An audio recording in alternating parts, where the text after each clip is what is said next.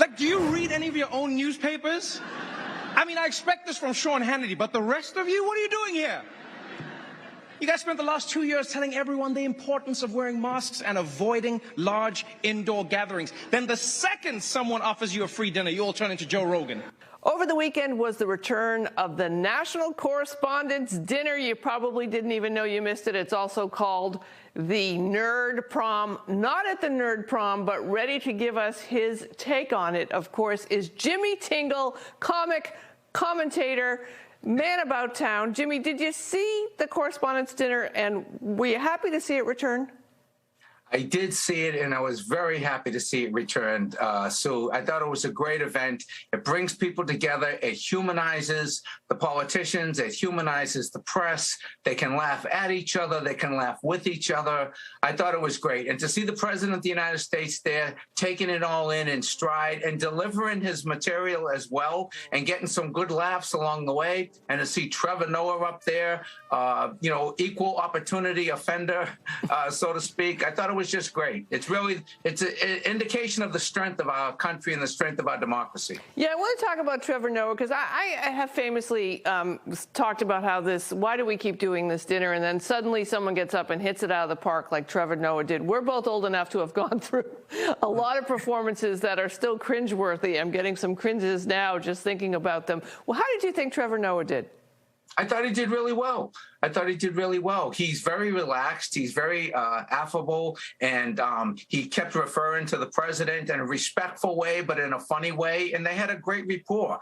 And I think that type of rapport and that down-to-earth approach and going around the room, and again, going after certain networks, but all of the networks, going after CNN and MSNBC and Fox and the New York Times, and just mentioning everybody, I think it gives you license to do what he was doing, to do it the way he did it as well. So I thought it was really well received, and I thought he did a great job. Jimmy, you've been doing this a long time.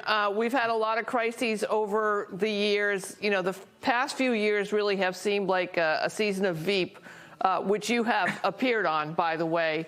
Is it hard to do comedy in times of crisis? How are you doing when you're out there talking to audiences?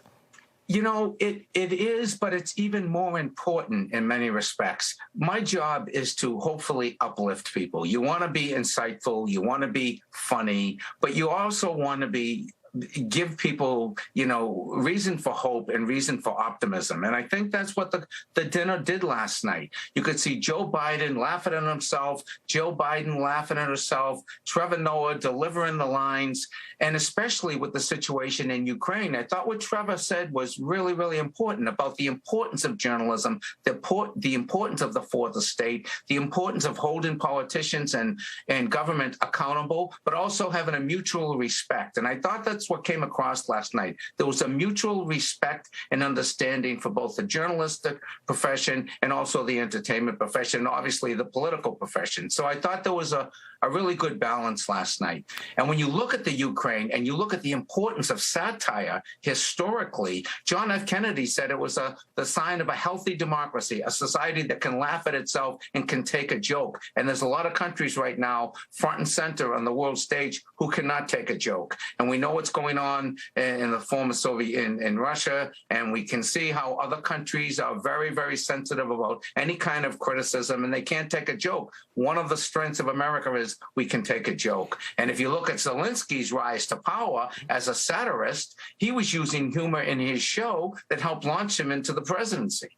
Jimmy, you have been involved in comedy as well as our democracy and politics, both, making fun of politicians. You also ran for office here in the state of Massachusetts, where we're speaking. You're very involved in charitable organizations. You founded one. Can comedy save our democracy?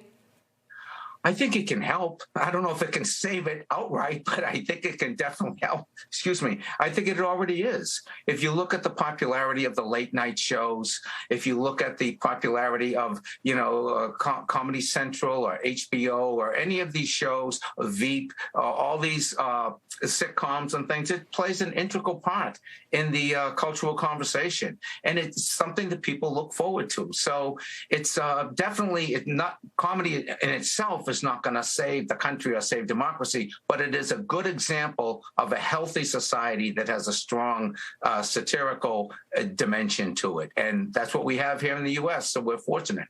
Jimmy, where can folks find information about your upcoming tour dates? JimmyTingle.com. You can follow me at Twitter, @JimmyTingle. It's great to see you. Thanks for joining us.